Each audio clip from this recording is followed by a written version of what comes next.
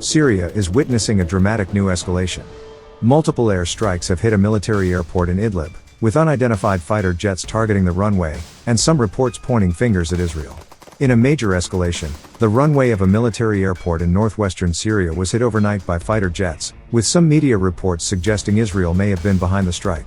8 airstrikes targeted the Abu al-Duhur military airport in the eastern countryside of Idlib province, the first reported attack on the facility since Bashar al-Assad's regime fell in December 2024. Abu al-Duhur airbase suffered extensive destruction during the 14 years of the Syrian war. Opposition forces took control of it in 2015 after fighting with government forces. In 2019, it was recaptured by forces loyal to al-Assad, but the base was not functional due to significant damage it sustained throughout the war. Syria's state TV quoted a military source as saying Israeli forces carried out the attack. However, there was no immediate comment from the Israeli military. The Britain-based Syrian Observatory for Human Rights, a war monitor, said foreign fighters used to stay at the base before they were recently asked to leave. The observatory added that Turkey, which is a main backer of Syria's government, has been rehabilitating the air base that had been out of service for years during Syria's conflict that left nearly 500,000 people dead. Since the fall of Bashar Assad's government in December 2024 when insurgents marched into his seat of power in Damascus, tensions between Israel and Turkey over Syria have been on the rise. Several other airports across Syria have been targeted in the past, including Aleppo International Airport, Nayrab Military Airport, Al-Sharad in Homs, and the Tayaz and Al-Daba airports in central Syria. But Abu al-Duhur had remained untouched since the fall of the Assad regime. Israel carried out hundreds of airstrikes around Syria after Assad's fall, mainly destroying assets of the Syrian army to keep them out of the hands of his successors. Israeli drone strikes on a southern suburb of Damascus last year killed 8 soldiers and wounded others. The new authorities in Damascus have said they do not want a conflict with Israel, but Israel has remained suspicious of the government led by former Islamist insurgents. The recent strikes also come on a significant day for Syria, as former President Bashar al-Assad was sentenced to death in absentia by a criminal court in Damascus. He was convicted of premeditated murder. Atef Najib, the former head of political security in southern Syria's Dira province, was also sentenced to death after being found guilty of premeditated murder and torture.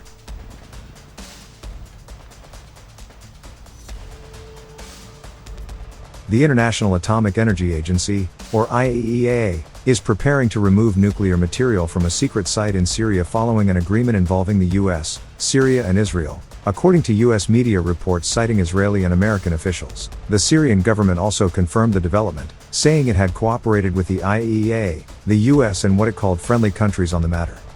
The agreement was reportedly reached through efforts by the Trump administration and the IAEA to secure the material and prevent the situation from escalating further between Israel, Syria, and Turkey.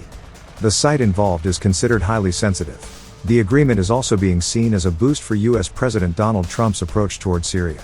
According to the report, the Trump administration is using its close ties with the Syrian government to help contain the situation and prevent a potential crisis from escalating. According to US media reports, months of threats and diplomatic exchanges took place before a resolution was finally reached a few weeks ago. The negotiations were kept largely secret and had not been publicly reported until now.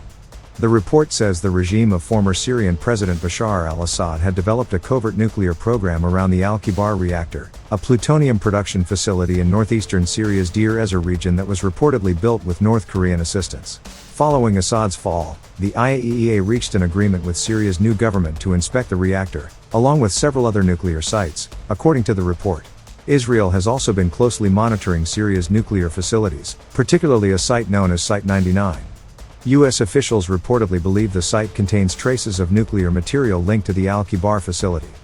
The US and Israel had been discussing for more than a year how best to deal with the site, according to the report, which cited a US official. An Israeli official said Tel Aviv had made it clear that it would not allow nuclear material to remain there. Israel even threatened to strike the facility again if the material was not removed or if Syria showed signs of trying to access it. Eventually, the US and Israel agreed that the best option was to work with the Syrian government and have the material removed. However, sources said Syrian officials denied knowing that any nuclear material was present at the site. A US official said only a very small number of people in the US, Israel and Syria were aware of the situation. The official also described Syria's new government as a good partner in the newly established relationship.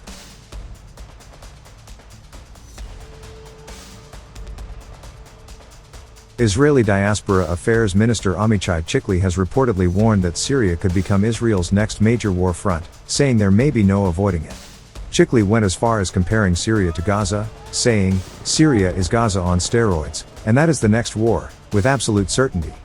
His comments come as Israel continues military operations on several fronts, including Gaza, Lebanon, Syria, and Iran.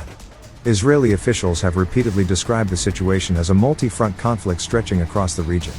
Chikli has also issued similar warnings about Syria in the past. Back in June, he said Israel would wage war on Syria, sooner or later, arguing that Syria and Turkey could pose a bigger challenge to Israel than Iran.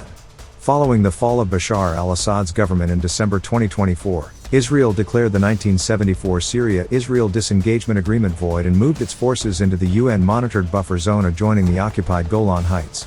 Israeli forces subsequently established positions deeper inside southern Syria. Israeli military operations in southern Syria have continued despite repeated statements from Syria's new leadership that it does not want a confrontation with Israel. Syrian President Ahmed al-Shara has called on Israeli forces to return to the positions they held before the fall of Bashar al-Assad. Israel, meanwhile, has pushed for a demilitarized zone covering large parts of southern Syria.